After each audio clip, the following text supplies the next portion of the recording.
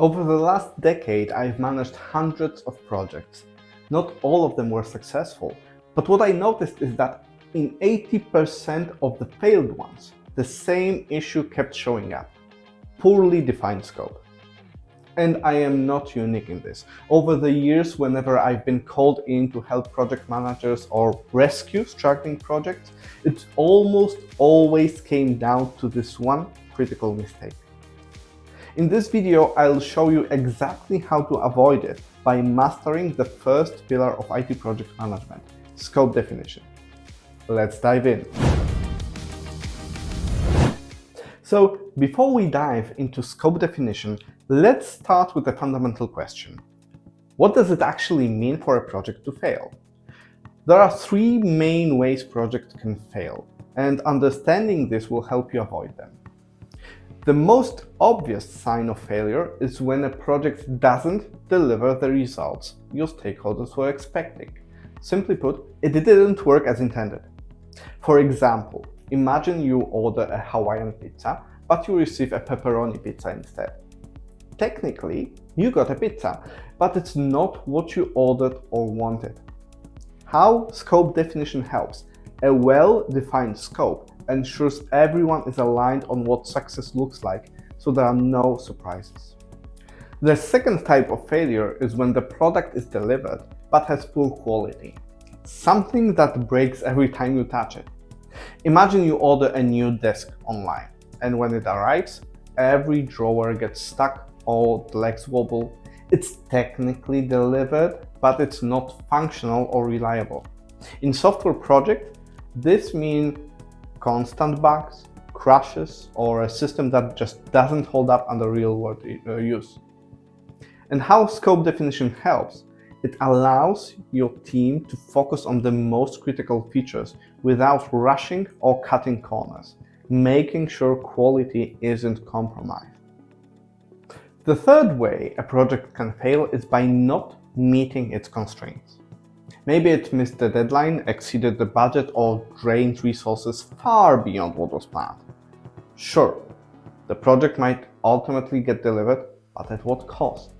If it creates unnecessary stress, strains relationships, or results in financial loss, then it can hardly be called a success.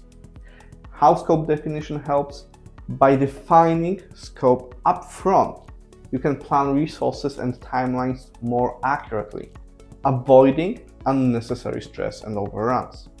Now, there's one more way the project can fail. It can ultimately not be delivered at all, right? So it can exceed the budget, it can exceed constraints so far that it's just cancelled because it's no longer needed or exceeded its value. Now, let me share a story about my first big project where I learned these lessons the hard way. At the time, I was managing a project for a publishing house in Poland. The goal was to create a publishing management system, a complex product that would handle their operations. I was in charge of everything basically: requirements, planning, and even managing customer relationships. On top of that, I was wearing multiple hats, working in marketing, sales, and project management. Now, we estimated the project at around $35,000. That felt like a reasonable budget for the scope we defined, or so we thought. My approach back then was to get started with a rough idea of the scope and figure out the details as we go. And that's where things started to go wrong. Because I treated the entire product as one giant project, instead of breaking it into smaller, manageable pieces, we kept discovering new details throughout the process. Each of those details added complexity, delays, and, most importantly, cost. By the time the project was finally delivered, the cost had ballooned to over $150,000. That's more than 4 times the original estimate. And since this was a small software house, we didn't have the resources to absorb that kind of overrun. Looking back, the biggest problem wasn't the technical challenges or the customer's demands. It was my decision to start without a clearly defined scope. I thought we could figure it out as we went, but that approach led to ballooning costs and endless revisions. Ultimately, we delivered the project and the customer was happy with the solution, but the road there was anything but smooth.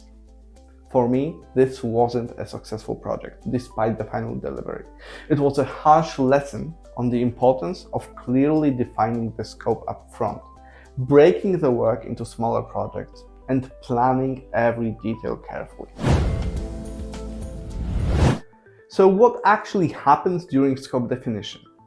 What steps do you need to take to fully understand what you are doing and, more importantly, why you are doing it? There are three key steps or keystones to scope definition: discovery, requirement analysis, and functional specification. Let's break these down with a relatable example. The first step is discovery. This is where you sit down with your customer, end user, or whoever will benefit from your project and uncover their needs. The goal here is to understand the why behind the project. What problem are they trying to solve? What outcome they are hoping to achieve? For example, let's say you're managing a project to build a coffee shop website. The customer says they want a website where customers can view their menu and place online orders. That's their high-level need, but through discovery, you realize the deeper need. They want to increase their coffee shop's revenue by making it easier for customers to place large orders during busy hours. By asking the right questions during discovery, you uncover not just what the customer wants, but why they want it. The result of this phase is a list of initial requirements, essentially the customer's wish list. In this case, it might include features like a digital menu, an online ordering system, and maybe even real-time order tracking. Next, we move on to requirement analysis. This is where you, as the project manager, work closely with your engineering or development team to break down the initial requirements. Here is a critical point. You don't simply take what the customer asks for and implement it as is. The customer is an expert in their own field, not in software development. They likely don't know the full range of technical possibilities, design principles, or constraints. That's why requirement analysis is essential. It's where you and your team evaluate the customer's needs and figure out the best approach to meet their goals. This process makes sure that what gets built isn't just functional, it's optimal, feasible, and designed to provide a better experience than the customer might have envisioned. This brings us to functional specification. Once you've analyzed the requirements and refined them with your team, it's time to design the actual solution. Functional specification translates the customer's needs into a blueprint that your team can execute. By this stage, you've aligned the customer's goals with a technical feasibility and created a detailed document or visual guide. This makes sure everyone is on the same page and the project can move into execution with clarity and confidence. While these steps are presented in a linear fashion to explain the process, they don't need to be executed in this order. You can move freely between discovery, requirement analysis, and functional specification. It's even advised to revisit stakeholders for feedback on the design.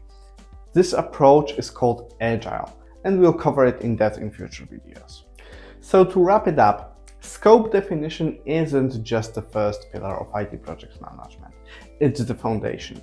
By following these three steps, discovery, requirement analysis, and functional specification, you're not only defining the scope for your project, but you're aligning expectations, building a solid plan, and setting yourself up for success. And for those familiar with software development, this isn't a waterfall approach. This process is about breaking down larger products into smaller, manageable projects and applying agile principles to align your team and stakeholders. If you found this helpful, stick around for the next video where we'll dive into the second pillar of IT project management, planning.